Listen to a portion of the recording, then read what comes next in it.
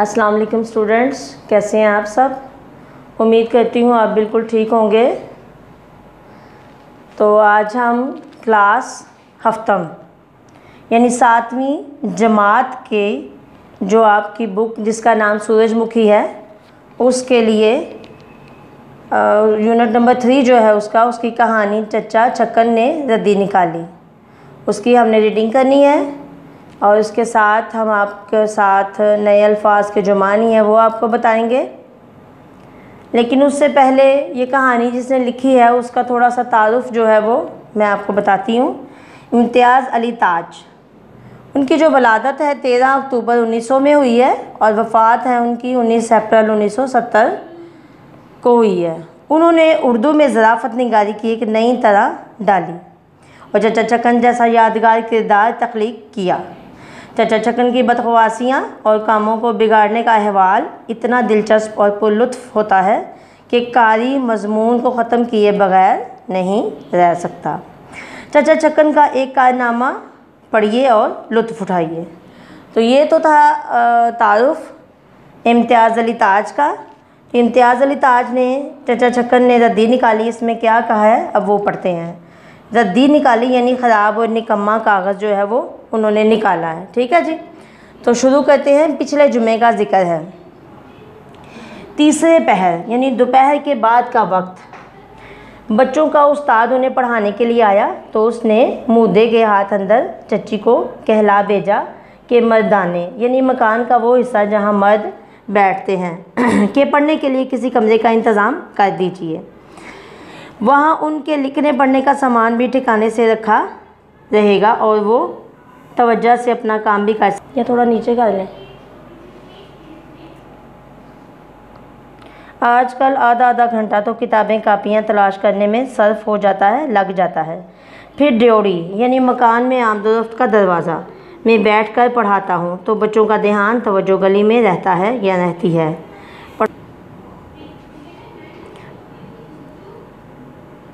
तो बच्चों का ध्यान गली में रहता है, तवज्जो गली में रहती है। पढ़ाई खाक नहीं होती, कुछ भी नहीं होती। चच्ची दलान यानी दलान बड़ा और लंबा कमरा जिसमें दरवाज़े होते हैं में बैठी बन्नू की ओढ़नी यानी ओढ़ने की चादर में लचका टाँक रही थी। जरी का जो चौड़ा गोटा है वो लगा रही थी। चचा छक्कन चारपाई के खटमल यानी स्याही माइल सुर्ख रंग का काटने वाला कीड़ा मारने की गरज से जहन में खड़े पायों की चूलों यानी लकड़ी का छेद जिसमें दूसरी लकड़ी लगाई जाए में उबलता पानी डाल रहे थे और चच्ची को बता रहे थे कि ये बड़ा नायाब और मुजरब नुस्खा है। नायाब बेशकीमत, मुजरब आजमाया हुआ। और जब कभी आजमाया तीर बहदफ यानी निशाने पर लगने वाला तीर पाया। इतने में चच्ची को मुद्दे ने आकर उस्ताद का प्याम सुनाया तो बड़क उठी, गुस्से में आ गई। मेरे पास कोई कमरा नहीं, जिनका घर है, जिन्होंने खाली कमरों में कुफल यानी ताले डाल रखे हैं उनसे कहें। चचा ने पैगाम तो सुना ना था, जवाब सुनकर चौंके यानी हैरतज़दा हो गए। क्या बात है, क्या बात है। मुद्दे ने उस्ताद का पैगाम दोहरा दिया यानी दोबारा कहा। सुनकर बोले ला हौला वला कुव्वता इल्ला बिल्लाह, इज़हारे नफ़रत के मौका पर बोलते हैं। इतनी सी बात थी जिसे अफसाना कर दिया, छोटी सी बात को बढ़ा दिया। अरे भाई यही चाहती हूँ कि बाहर का कागज़ात वाला कमरा खाली कर दिया जाए। तो सीधे स्वभाव यानी साफ दिली से ये बात कह देती, इसमें भला बिगड़ने नाराज़ होने इसमें भला बिगड़ने का कौन सा मौका है, बिगड़ने नाराज़ होने का। आज ही लो, अभी लो, खाली हुआ जाता है कमरा। चच्ची को अभी अपना बिगड़ना, नाराज़ होना बेमहल नामुनासिब नज़र आने लगा। मुसालहाना अंदाज में बोली, इस्लाह करने की गरज से कमरा खाली करने में को कौन कहता है। पिछले एतवार ही मैंने सफाई करा के इसमें फ़र्श बिछवाया है। अगर कमरा खोल कर कुफल अलमारियों में डाल दिए जाएँ तो कमरा बखूबी अच्छी तरह काम में आ सकता है।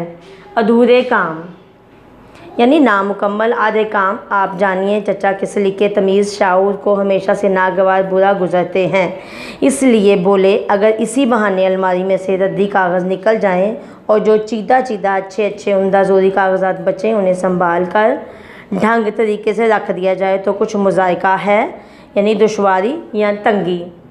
अच्छा जी, आगे। चच्ची का ख्याल नताइज की तरफ जाने का आदी हो चुका था। वो कस्द सुनकर, यानी कि इरादा या अज़म, ठीक है जी, सरासीमा परेशान सी हो गई। दबी ज़ुबान में बोली, आहिस्ता आवाज़ में, बच्चों को पढ़ने के लिए जगह ही कितनी चाहिए, एक मेज़ और 2 कुर्सियों के लिए कमरे का एक होना भी मिल जाए तो बहुत है। जवाब में चचा को अपनी नफासत मिजाज का नफीस होना, नफासत तबाह मिजाज का नफीस होना के इज़हार का मौका नज़र आया। जगह तो यूँ गुसलखाने में भी मौजूद है, वहाँ पढ़ने को क्यों नहीं कह देती। जवाब में चचा को अपनी नफासत तबाह, यानी कि मिजाज का नफीस होना का मौका नज़र आया। चच्ची तो यूँ गुसलखाने में भी मौजूद है, वहाँ पढ़ने को क्यों नहीं कह देती। बस ये बात है हिंदुस्तानियों की, जिसकी वजह से उनका घर अंग्रेज़ों की कोठियों से मुख्तलिफ मालूम होने लगता है। हम लोगों में सफाई और सलीका नहीं, हम चाहते हैं कि लश्तम पश्तम, यानी जूँ तूँ, बस गुजारा हो जाए। तंग आकर चच्ची को खुले लफ्ज़ों में अंजाम की तरफ तवज्जो दिलानी पड़ी, ध्यान दिलाना पड़ा, और अगर कागज़ सारे कमरे में फैल गए तो ये बात चच्चा की समझ में ना आई। कागज़ फैल गए, ये क्या बात हुई? रद्दी निकलने से कागज़ फैलेंगे या सुकड़ेंगे? अब इसका जवाब चच्ची क्या दें? तंग आकर मुद्दे से मुखातब हुई, खिताब करना, जाकर कह दे कोई कमरा खाली नहीं। चचा हैरत के आलम में थे, हैरानी की हालत में। अरे भाई, क्यों खाली नहीं? मैं कहता हूँ जो हूँ कि शाम तक कमरा खाली हो जाएगा। आज उस्ताद ने कहा है कल शौक़ से कमरे में बैठकर पढ़ाए। चच्ची ने जल कर कहा, नाराज़ होकर, तुम जानो तुम्हारा काम। और चचा कुंजियों यानी चाबियों का गुच्छा संभाल कमरे को रवाना हो गए, चले गए। कमरा खोल नाक की सीध यानी ठीक सामने अलमारियों का रुख किया। कबाड़ दरवाज़ा खोले तो क्या देखते हैं कि ऊपर से नीचे तक तमाम खाने बेतरतीब कागज़ों से ठसाठस यानी खचाखच भरे हुए हैं। अरसे से अलमारियां खोल कर ना देखी थीं, कागज़ों की तादाद और हालत जहन से उतर गई थी। अब जो इन पर नज़र डाली तो दिल रुक गया, यानी रंजीदा हो गया। कभी खानों को देखते, कभी मुंह बना कर दाढ़ी खुजाने लगते, यानी नाखून से खुरचना या खारिश करना। कागज़ों से गुथ जाने का हौसला ना पड़ता था, हिम्मत ना थी। चच्ची ने जो सलाह दी थी, मशवरा दिया था कि कमरा खोलकर कुफल अलमारियों में डाल दिए जाएं, अब बड़ी बामानी फ़ायदेमंद मालूम हो रही थी। मगर आप जानिए, चच्चा बात के पूरे वाक़या हुए हैं, सच्चे साबित हुए हैं। चच्ची से सवालों जवाब हो चुकने के बाद भला ये कहाँ मुमकिन था कि अपने कहे से फिर जाएं, मुकर जाएं। खानों पर नज़र डालकर दिल को हौसला दिलाने की कोशिश की, तसल्ली या दिलासा। और लीजिए साहब, चचा मियाँ पिल पड़े, हमला कर दिया। कागज़ात के ढेर अलमारियों में से निकालने और फर्श पर चुनने शुरू कर दिए, इकट्ठे करने शुरू कर दिए। 2 अलमारियों की वुसअत ही क्या होती है, ज़रा सी देर में खाली हो गई, लेकिन कागज़ों के ढेर से कमरा भर गया। कागज़ात के इस दस्तरखान ढेर पर पाअंदाज यानी टाट, रबड़ वगैरह का वो टुकड़ा जो दरवाज़े के आगे पाँव साफ़ करने के लिए रख देते हैं, के करीब चचा आलती पालती चौकड़ी मारकर बैठ गए। कागज़ात मुलाहिज़ा फरमाने शुरू कर दिए, उनका मुआयना करना शुरू कर दिया। तरह तरह के कागज़ात थे, यानी खतूत, बिल, नुस्खे यानी हदायतनामे, नामुकम्मल गज़लें हैं, अधूरी गज़लें, मसवदे यानी वो तहरीर जो बतौर खाका लिखी गई हो, दावती रुके, अखबारों की कुतरनें, अंग्रेज़ी अखबारों की तस्वीर, दुकानदारों के इश्तिहार, मनी आर्डरों की रसीदें यानी डाक के वसूली के दस्तखत किए हुए कागज़ात, ईद कार्ड, हिसाब के पुर्ज़े और अल्लाह जाने क्या क्या। एक हाथ पर काम के कागज़ों की जगह मुकर्रर कर ली, महसूस जगह बना देना ना, और दूसरे हाथ पर रद्दी यानी ख़राब कागज़ों की और ढेर की तकसीम शुरू कर दी। अंबार, एक एक कागज़ को उठाकर गौर से देखते, किसी को इस हाथ रख लेते, किसी को उस हाथ। आध घंटे तक तो ये अमल चुप चुपाते यानी खामोशी के साथ बड़ी तनदही जी लगाकर काम करना से जारी रहा। कागज़ों के कई ढेर 2 हिस्सों में तकसीम होते चले गए, लेकिन इसके बाद जब चचा ने एक बार सर उठाकर रद्दी और काम के कागज़ों का जायज़ा लिया, मुशाहिदा किया, तो ख़याल आया कि रद्दी तवक्को यानी उम्मीद से बहुत ज़्यादा बढ़ती चली जाती है। अंदेशा, डर पैदा हुआ कि सफाई के जोश यानी जज्बे में कहीं करामत कागज़ात तो इस ढेर की नज़र नहीं होते जा रहे। करामत यानी फ़ायदा मंद नज़र नहीं यानी सपुर्दियाँ हवाले नहीं होते जा रहे। ऊपर ही घी की किसी दुकान का इश्तिहार पड़ा था। इसे देखते देखते ख़याल आया कि पिछले दिनों छम्मन खान कह रहे थे कि देहात से घी मंगाने का बंदोबस्त करके शहर में खालिस घी की दुकान खोलना चाहते हैं। अच्छा, मंगाने का है यानी मंगवा ली जाए कोई चीज़, बंदोबस्त इंतज़ाम, ठीक है। बिलफ़र्ज़ उन्होंने दुकान खोल ली तो इसके मुतालिक इश्तिहार भी ज़रूर तकसीम करेंगे, और इश्तिहार लिखवाने के लिए हमारे सिवा आखिर किसके पास जाएंगे। ऐसी हालत में मिसाल के लिए एक इश्तिहार ज़रूर होना चाहिए। ये ख्याल आते ही इस इश्तिहार को काम के कागज़ात में रख लिया और सोचा कि रद्दी कागज़ात पर खूब सोच समझ कर एक नज़र गौर की फिर डाली जाए। अब जो इन कागज़ात को गौर से मुलाहिज़ा फरमाया तो मालूम हुआ कि सफाई की राह में बड़ी बड़ी नायाब चीज़ें रद्दी की नज़र करते चले गए हैं। नायाब यानी बेशकीमत करते चले गए हैं। अब मुन्ने खान दर्जी का बिल रद्दी कर डालना यानी मैं रख लिया। आखिर क्या मानी, कुछ नहीं तो 4 दिन की बहस के बाद इसने भंडी यानी आस्तीनों के बगैर छोटा कोट की सिलाई तय हुई थी। कल नई भंडी सिलवाने पर अगर वो इसी किस्म की बहस फिर खड़ी कर दे तो संद यानी सबूत या तस्दीक नामे के तौर पर बिल अपने पास हो तो किस कदर वक्त मुफीद कामों के लिए बचाया जा सकता है। अखबार की कुतरने शौक़ से काट कर रखी थी तो इनमें कोई कौल काबिल कदर यानी लायक और काबिल अमल नज़र आया होगा। तस्वीर के मुसरफ़ यानी ख़र्चे तो अज़हरे मिनशम्स सूरज से ज़्यादा वाज़िया और रोशन है। बच्चों का दिल बहलाया जा सकता है, दिल को किसी काम में मशगूल करना चौखटों में लगवाई जा सकती है, तोहफे के तौर पर दी जा सकती है, और पुराने अखबार भी अगर गौर किया जाए तो बड़े काम की चीज़ें मसलन संदूकों और अलमारियों में बिछाए जा सकते हैं, और बरसात के दिनों में इनसे बच्चों के लिए नाव यानी कश्ती बनाने का काम लिया जा सकता है। कर्ज़ ये कि पहले आधे घंटे में जिस कदर कागज़ रद्दी करार पाए थे, अगले आधे घंटे में तकरीबन सब के सब किसी न किसी वजह से गर्ज़ ये कि पहले आधे घंटे में जिस कदर कागज़ रद्दी करार पाए थे, अगले आधे घंटे में तकरीबन सब के सब किसी न किसी वजह से करामत करार पा गए। 1 घंटे की मेहनत के नताइज पर गौर किया तो चचा को अपने मिजाज में एक किस्म की तब्दीली महसूस होने लगी, यानी इनकी तबीयत, फितरत, मिजाज इनके अज़म इरादे से अदम ताउन यानी मदद ना करने पर आमादा रजामंद मालूम होती थी। जिस्म भी सरकशी पर तुल चुका था यानी बगावत पर आमादा हो चुका था। जमाइयाँ और अंगड़ाइयाँ चली आ रही थीं, कमर पर हाथ रखकर इसे सीधा करने की ज़रूरत पड़ रही थी।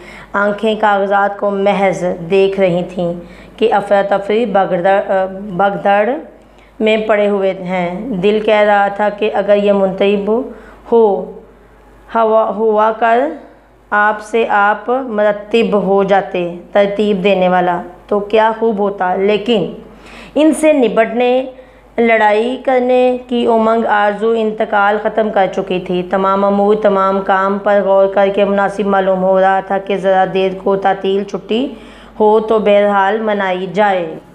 बंदू को आवाज़ दी कि पान लाए। मुद्दे को हुक्का ताज़ा करके लाने के लिए कहा। खुद फर्श पर दराज हो गए, लेट गए। थोड़ी देर बाद कागज़ों के दरमियान फर्श के एक जजीरे पर खड़े हो गए। दिमाग खाली था। यक लख्त फ़ौरन यूँ मुड़ते गोया किसी को पुकारेंगे, फिर गालबन ये सोच कर रुक जाते कि चच्ची से कह चुके हैं किसी को आने ना देना।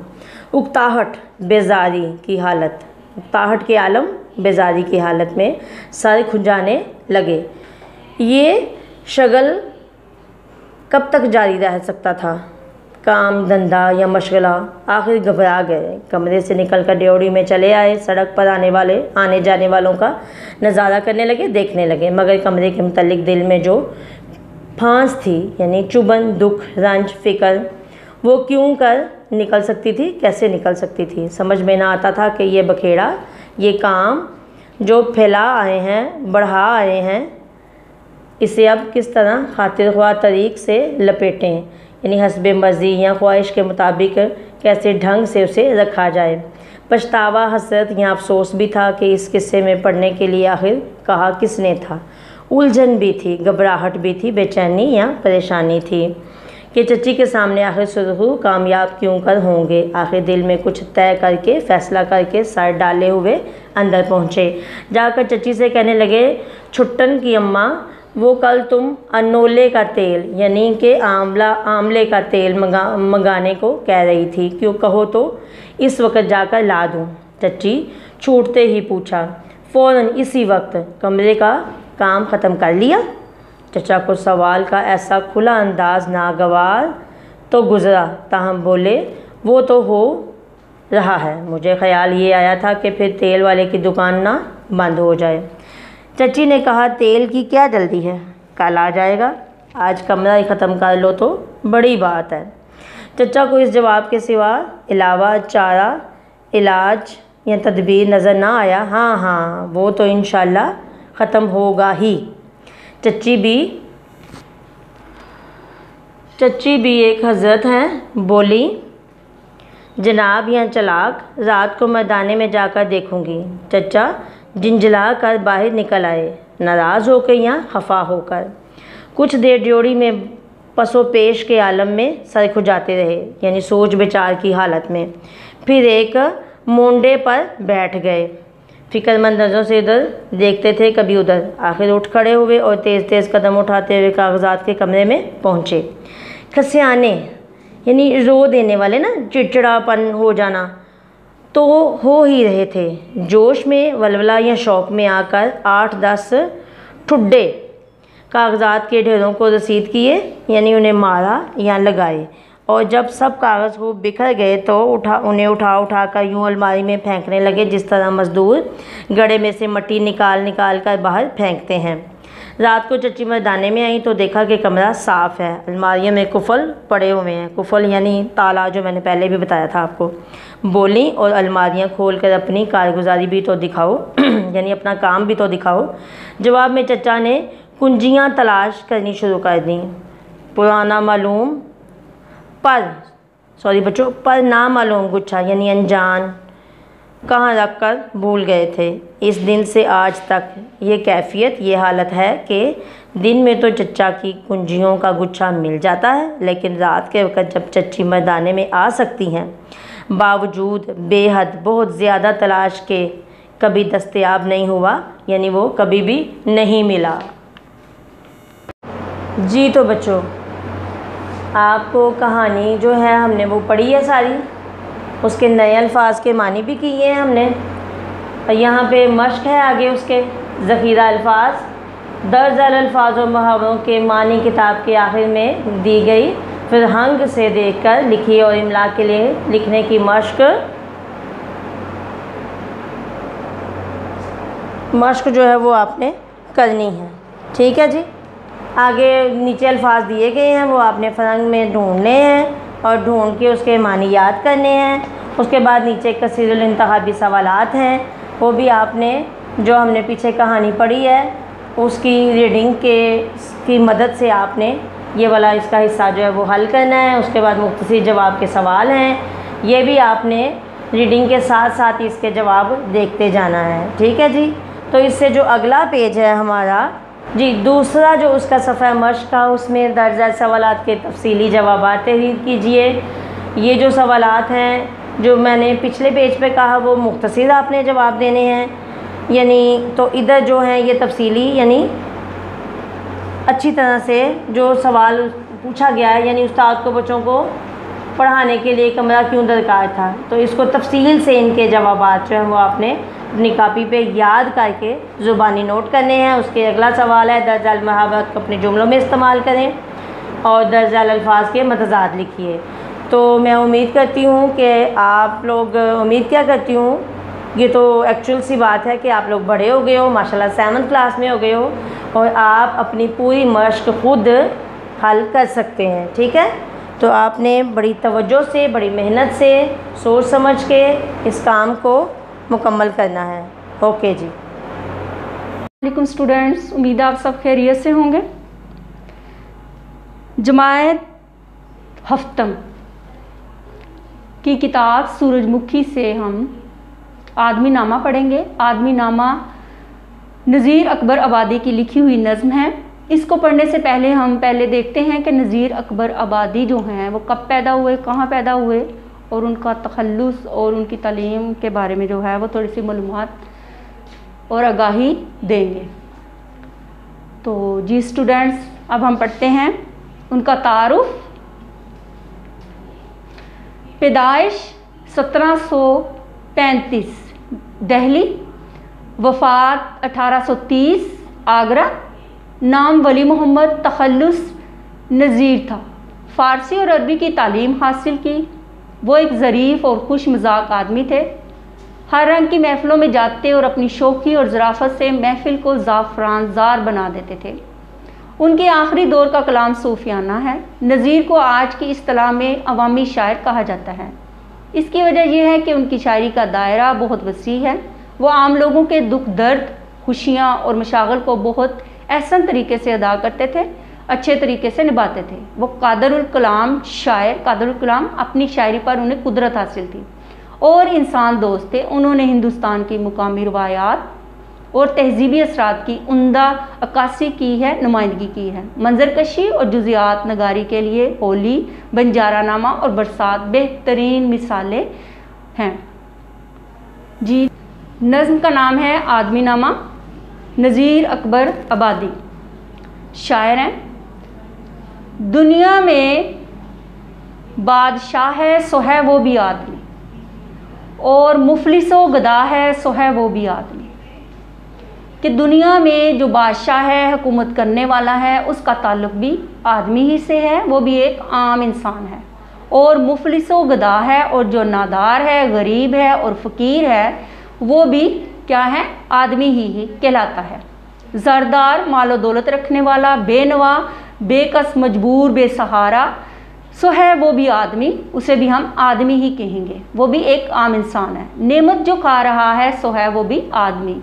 अल्लाह ताला ने जो नेमतें इंसानों को दी हैं और जो वो इस्तेमाल कर रहे हैं, जो इंसान इन तमाम नेमतों को, इन मेहरबानियों को इस्तेमाल कर रहा है, वो क्या है, इनाम को जो है वो इस्तेमाल कर रहा है, वो उसका ताल्लुक़ भी इंसान से ही है। टुकड़े जो मांगता है सो है वो भी आदमी, और वो शख्स जो दर दर जाकर लोगों के दरवाज़ों पे जाके भीख मांगता है, हाथ हिलाता है, उसका ताल्लुक़ भी आदमी ही से है। फ़िरऔन ने किया था जो दावा खुदाई का। फ़िरऔन एक बादशाह जिसका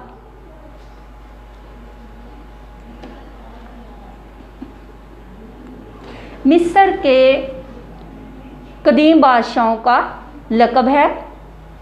फ़िरऔन का वैसे मतलब मुतकब्बर या सरकश है।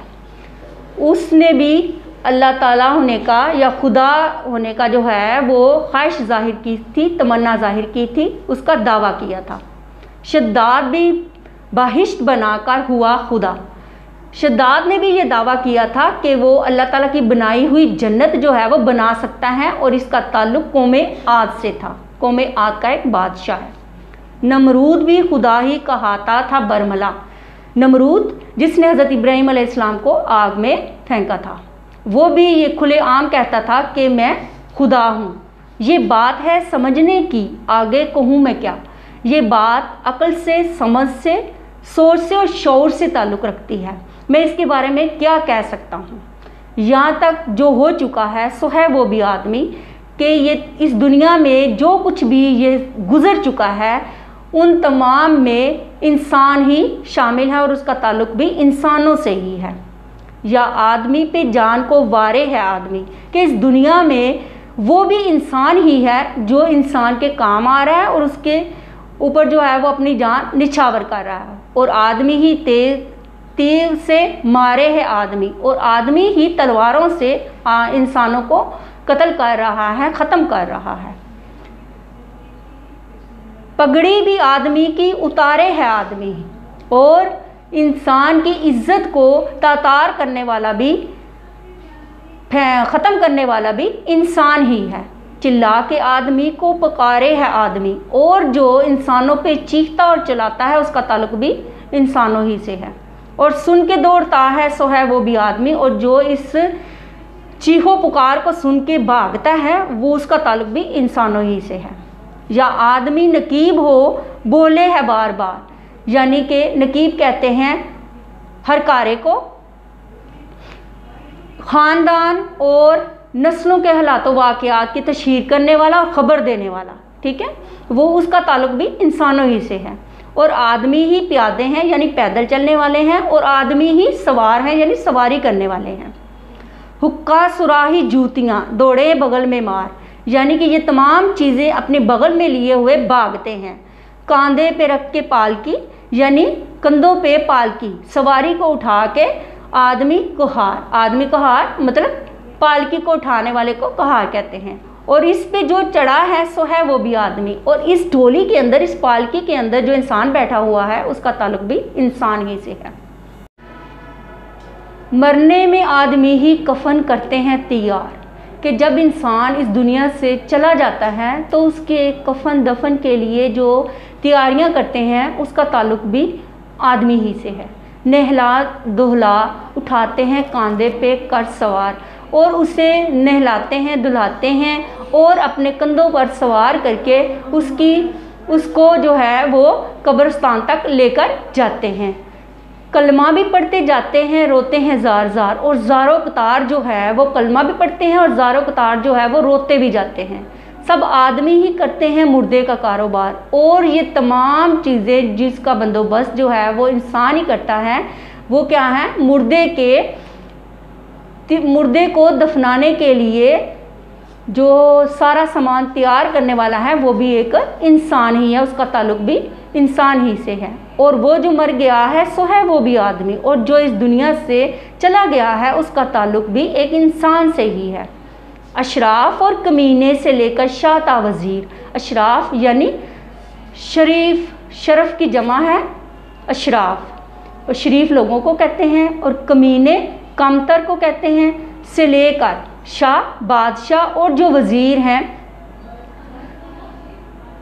आदमी ही साहिब इज़्ज़त भी और हकीर, और आदमी ही को हम बाइज़्ज़त कहते हैं और उसको ही हम जो है वो हकीर जानते हैं। या आदमी मरीद हैं और आदमी ही पीर, और इस दुनिया में हम आदमी ही को जो है वो मानने वाला है, और आदमी ही को हम जो है वो पीर यानी बड़ा जो है वो बुज़ुर्ग समझते हैं, जिसकी पैरवी करते हैं। अच्छा भी आदमी ही कहता है, ए नज़ीर, इस दुनिया में आदमी ही अच्छा। नज़ीर अकबर आबादी अपना जो है वो इसमें नाम शामिल करके कह रहे हैं कि इस दुनिया में जो अच्छा आदमी कहलाता है वो भी आदमी ही है, उसका ताल्लुक भी इंसानों ही से है, और सब में जो बुरा है सो है वो भी आदमी, और इस दुनिया में जिसको हम सबसे बुरा कहते हैं उसका ताल्लुक भी इंसान ही से है। नज़ीर अकबर आबादी, इसके शायर। आपने नज़्म देखी, उसके मुश्किल अल्फाज पढ़े। अब आपका सवाल है ज़हीरा अल्फाज, दर्ज झैल अल्फाज के मानी किताब के आखिर में दी गई फरहंग से देकर लिखिए। आपको मानी बता दिए गए हैं, आपने अच्छे तरीके से अपनी नोटबुक पे इनके अल्फाज के मानी लिखने हैं। अशार में वज़न और आहंग पैदा करने के लिए कुछ अल्फाज में मामूली तब्दीली की जाती है, जैसे इस नज़्म में यहाँ को यहाँ और कहलाता को कहाता लिखा गया है। ऐसे कोई से दो अशार तलाश करके लिखे जिनमें इस तरह की तब्दीली की गई हो। सवाल नंबर 3, दिए गए अल्फाज को अपने जुमलों में इस्तेमाल कीजिए। मुफलिस, दावा, बहिश्त, हकीर, कहार और अशराफ। मुख्तसर जवाब के सवालात आपने बताने, दर्ज झैल सवालात के मुख्तसर जवाबात तहरीर करें। नज़्म आदमी नामा के शायर कौन हैं?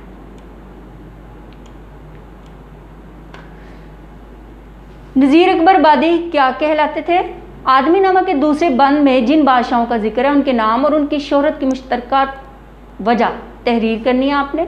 स्टूडेंट पहले मुख्तसर सवालात है, अब उसके बाद तफसीली आपने जवाब के सवालात बताने हैं। दर्ज झेल सवालात के तफसीली जवाबात तहरीर करने हैं। आदमी नामा का मरकज़ी ख्याल क्या है, शायर का हवाला भी दीजिए। आदमी नामा के तीसरे और आखिरी बंद की तशरीह आपने करनी है। आदमी नामा में इंसानों के मुख्तलिफ किरदारों का तस्करा किया गया है। किसी एक किरदार को मुंतखब करके उसकी तमाम मुमकिना मस्बत और मनफी सफ़ात लिखी है, मसलन बादशाह, रहमदिल, नेक दिल, ताकतवर, मुनसिफ, मिजाज, ऐश पसंद और जाबर।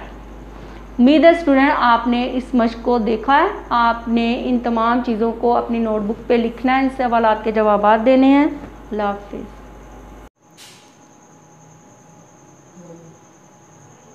अस्सलाम वालेकुम स्टूडेंट्स, कैसे हैं आप सब? उम्मीद करती हूँ अल्लाह के फजलो करम से बिल्कुल ठीक होंगे।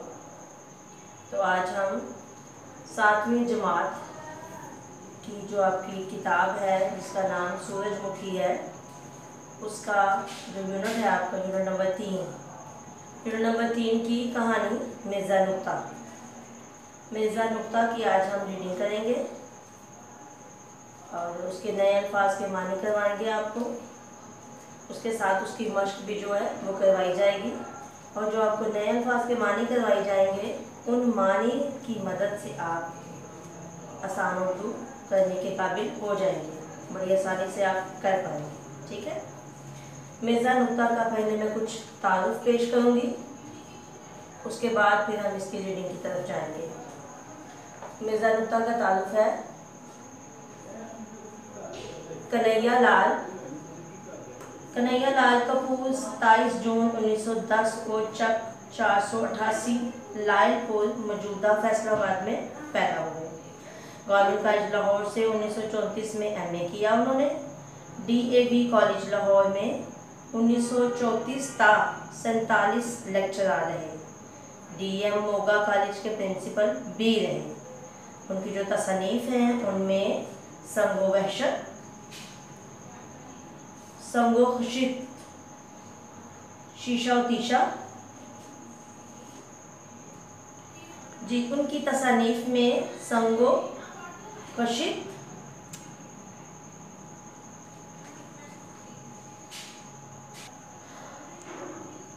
जी बच्चों, उनकी तसनीफ़ में संगो खश्क, शीशा और तीशा, चंगो रुबाब, नोके निश्तर, बालोपल, नरम गरम, गर्दे कारवां, दलील सहर और कपूर की बेहतरीन मज़ामीन इंतहा।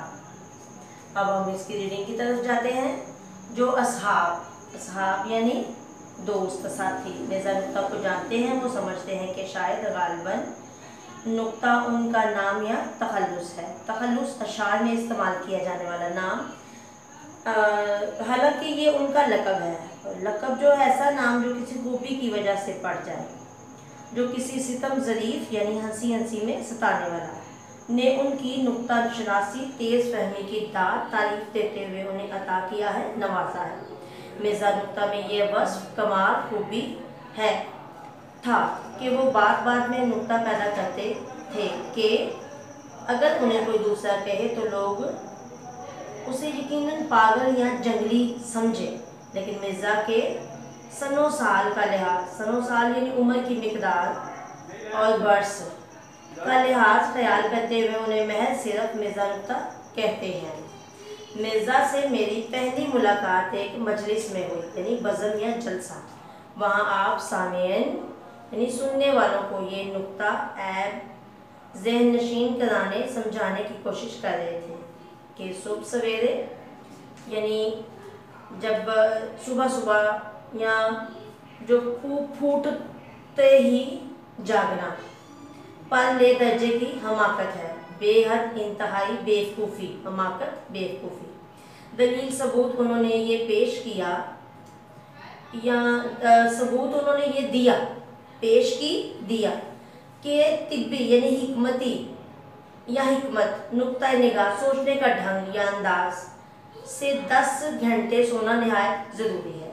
नीज़ मज़ीद ये कि सुबह के वक्त जो ठंडी हवा चलती है वो जी तो बच्चों वो एक किस्म की लोरी सुरीला गीत है जो कुदरत फितरत अपने बच्चों को सुलाने के लिए गाती है। इतने में किसी शख्स ने सवाल किया, मिर्ज़ा साहब, हज़ारों लोग सुबह सवेरे उठकर सैर को जाते हैं, उनके मुतालिक क्या ख्याल है?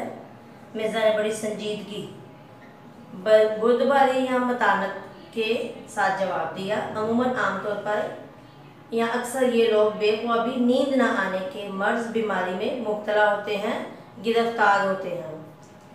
जी बच्चों, मिर्ज़ा की हाजिर जवाबी फ़ौरन से जवाब देना से बहुत मुतासिर हुआ, मेरे दिल में बहुत उतर गया या असर होना ना। वाकई उनका तर्ज़ इस्तदलाल निराला था। तर्ज़ इस्तदलाल, जवाब पेश करना, दलील देना निराला, अनोखा था। मैंने उनसे राहो रस्म मुलाकात पैदा करने का फैसला किया। मेरी तवक्को उम्मीद के खिलाफ बहुत जल्द मिर्ज़ा मेरे बेतकल्लुफ़, बेधड़क, बेखौफ दोस्त बन गए।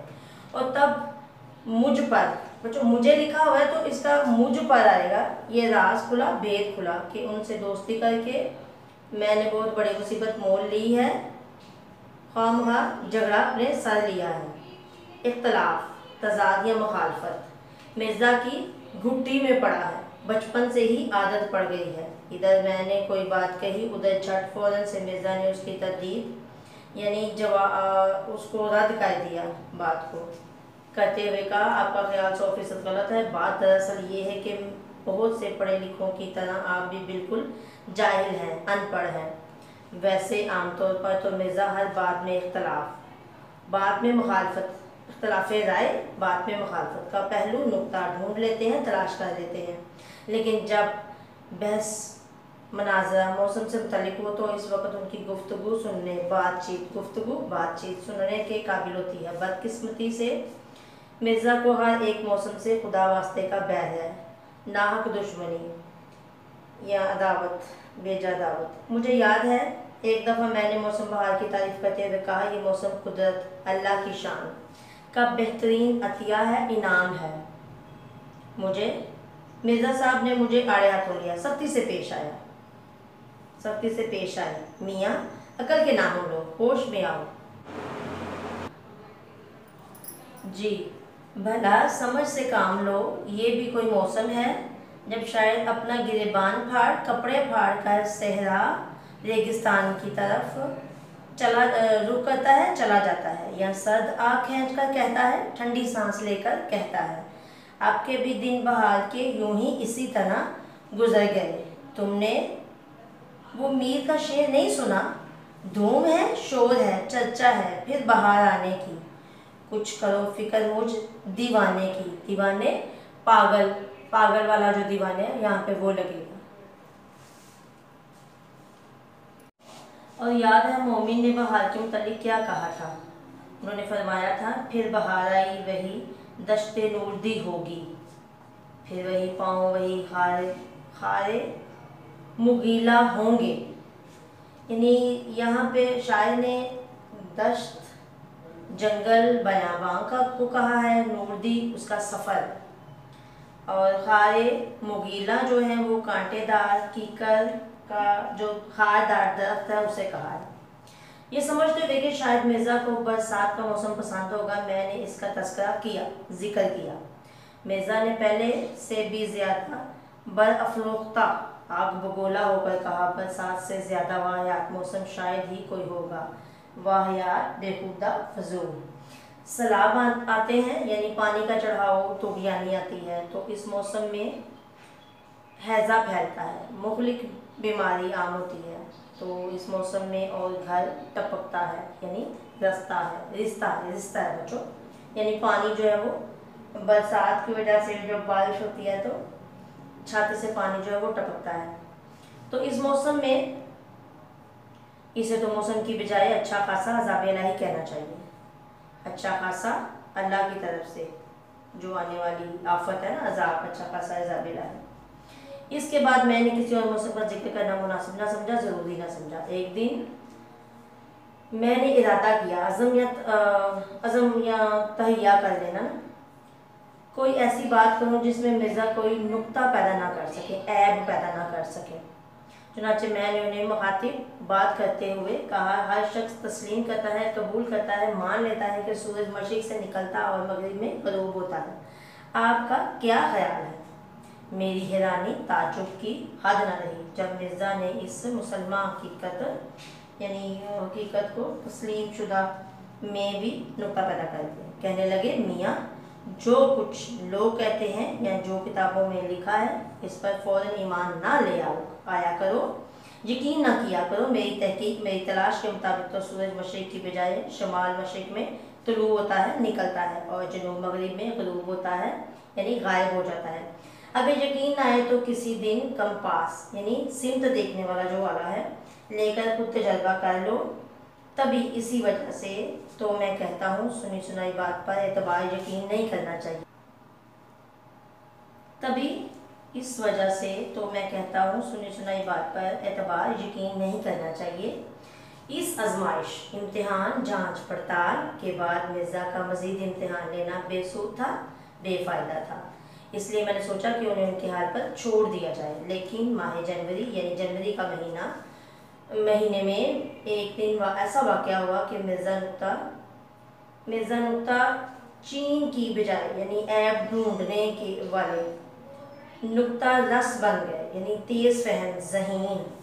15 जनवरी की शाम जब कड़ाके की सख्त सर्दी पड़ रही थी, यकलख्त फ़ौरन मतला तारीख हो गया, आसमान अबरआलूद हो गया, बादल छा गए। थोड़ी देर के बाद बड़े बड़े ओले पड़ने लगे, यानी बर्फ़ के गोले। मिर्ज़ा और मैं इनके बरामदे दरवाज़ों के बगैर कमरा जो होता है उसको बरामदा कहते हैं, में खड़े ओलों का नज़ारा कर रहे थे, उन्हें देख रहे थे। मैंने कहा, अगर कोई शख्स इन ओलों में गिर जाए यानी इनकी जद में आ जाए तो उसका खुदा ही हाफिज़ है। मिर्ज़ा ने हस्बे मामूल आदत के मुताबिक मुझसे इत्तफाक यानी मुवाफ़क़त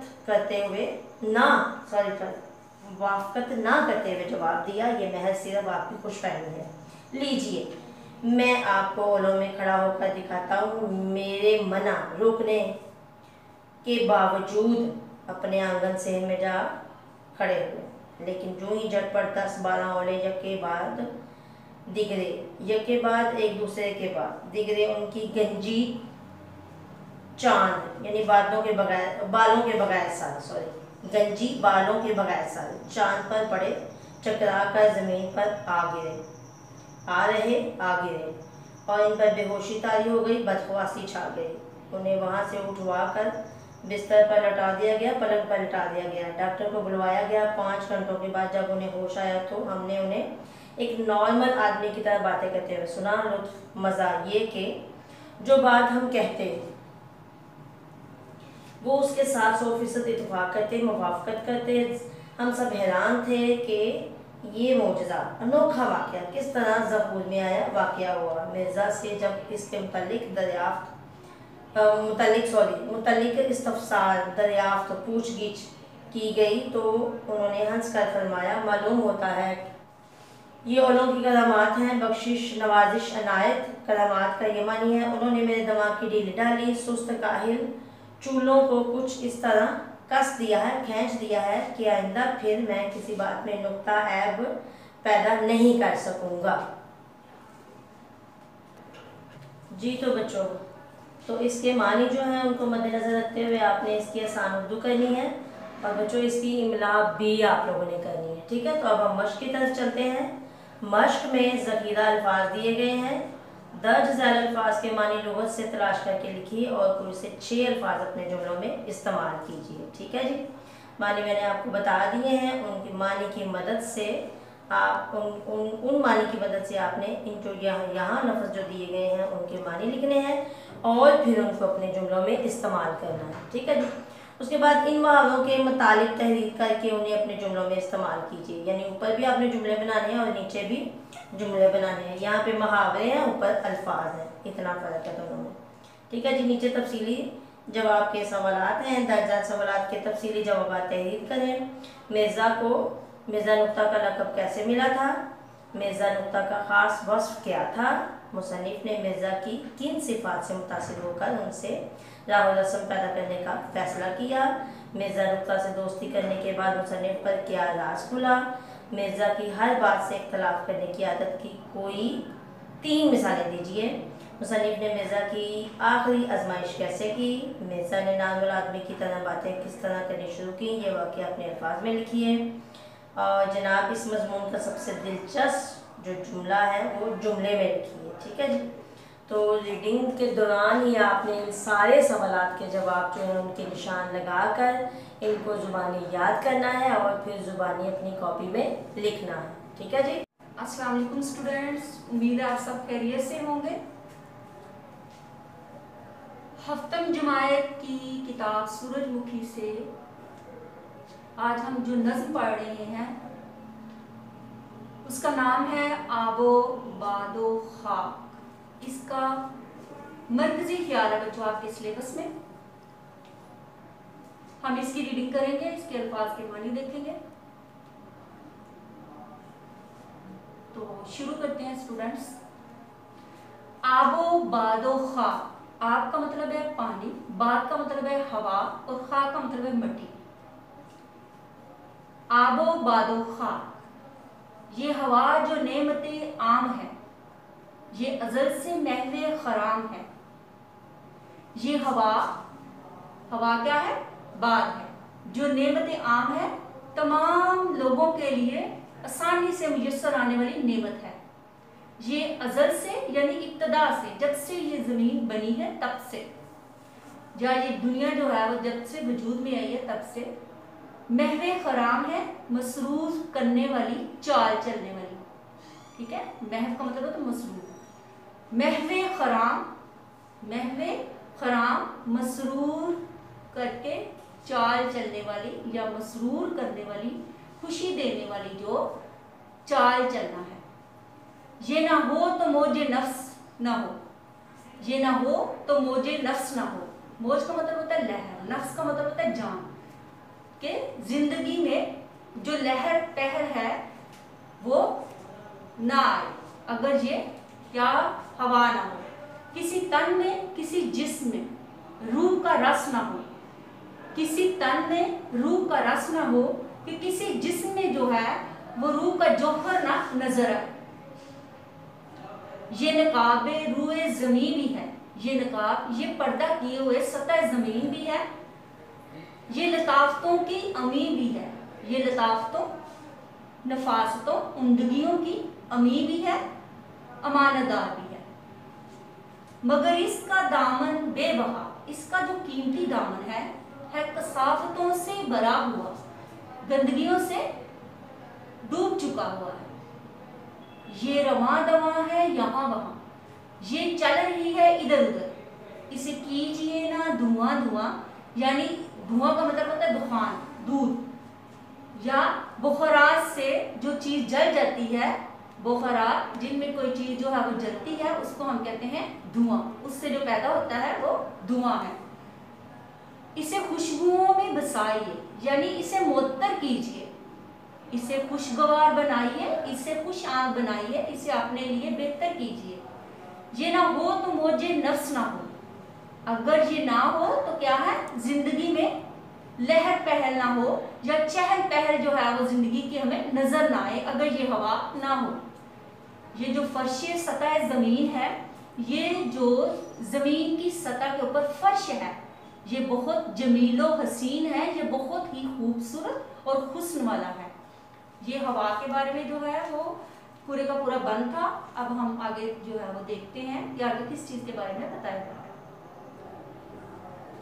ये मुकाम में शुक्र सपास है कि ये जिंदगी की आस है, कि ये शुक्राने और तारीफ का जो मुकाम है कि ये जिंदगी की बुनियाद हमें देगा।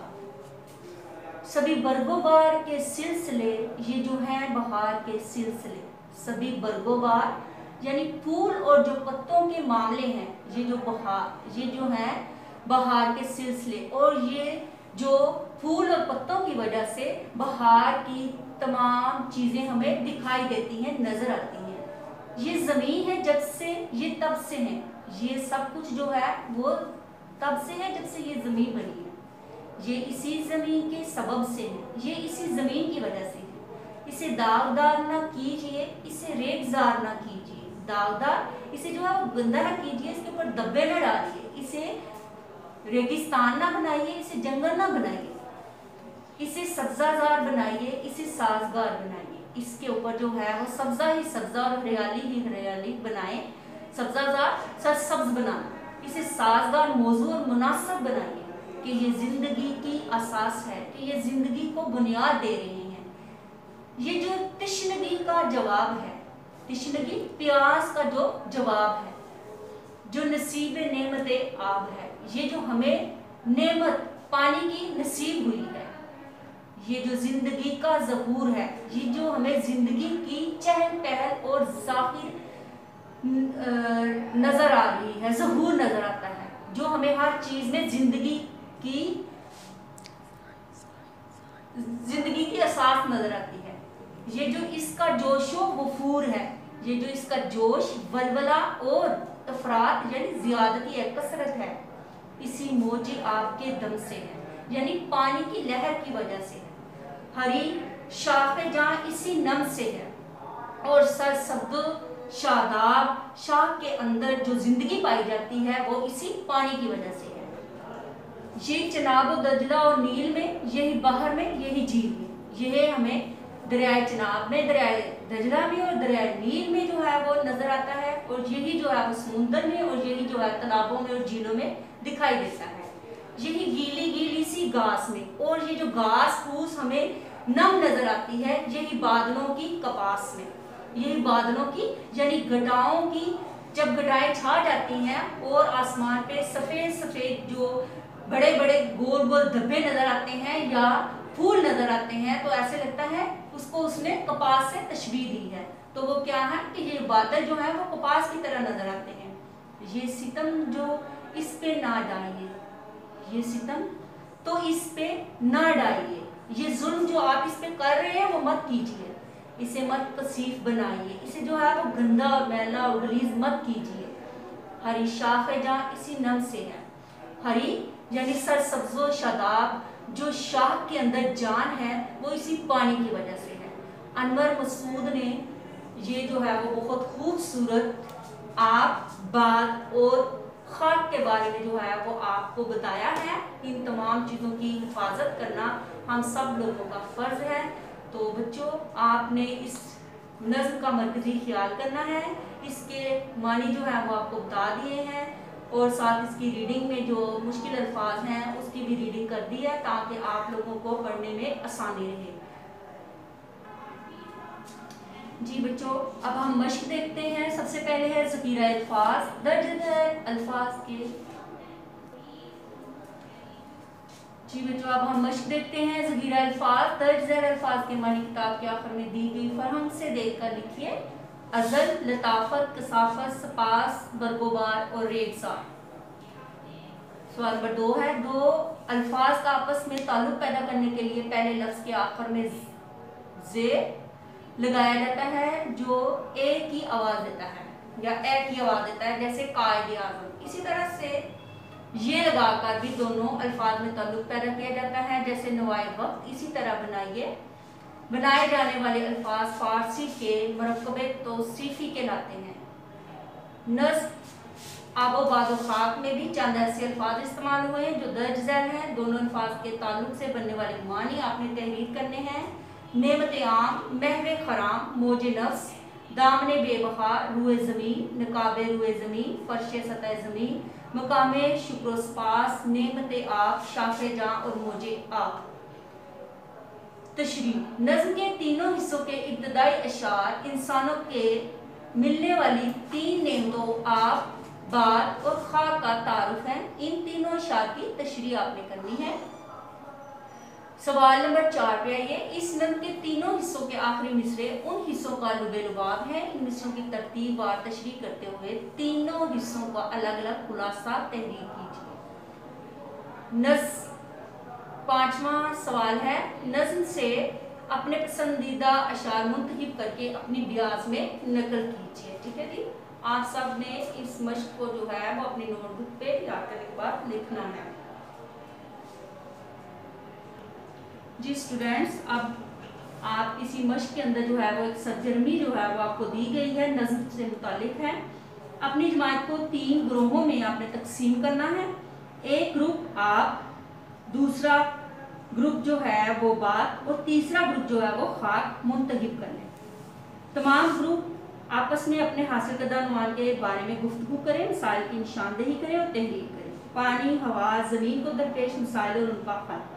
हर ग्रुप अपने उन्वान के बारे में ये काम पोस्टर पर लिखकर जमात में बारी बारी पेश करे। बकिया ग्रुप हर ग्रुप अपने उन्वान के बारे में ये काम पोस्टर पर लिखकर जमात में बारी बारी पेश करे। बकिया ग्रुप्स उस वक्त इन निकाब में मजीद इजाफा कर सकते हैं जो पेश करने वाले फंदा पेशानी से कबूल करें और इन पोस्टर्स में शामिल करें। ये जानने के बाद आगही की मुहिम चलाइए। अपने मुतलका अनुमान यानी नियमत आप, खाक, बात को दरपेश मिसाल असम्बली में पेश करें, उनके हल पर अमल करने की तरगीब भी दें। स्कूल में मौजूद वसाइल का सही इस्तेमाल भी बताएं, मसलन जमात से जाते हुए बिजली के पंखे बंद करना, पानी के इस्तेमाल के बाद नलका बंद करना वगैरह। स्कूल के साथियों को छोटे बैजेस, सर्टिफिकेट, पम्फलेट वगैरह बांटिए जिनमें ज़मीन, हवा और पानी की आलूगी से रोकथाम के बारे में मालूमात और स्लोगन दर्ज हों। ये बच्चों, आपने ये सरगर्मी घर में रहते हुए बहुत खूबसूरती से और अच्छे तरीके से करनी है, और फिर जब आपके स्कूल जो है वो खुलेंगे तो आपने इसको स्कूल में नहीं किया।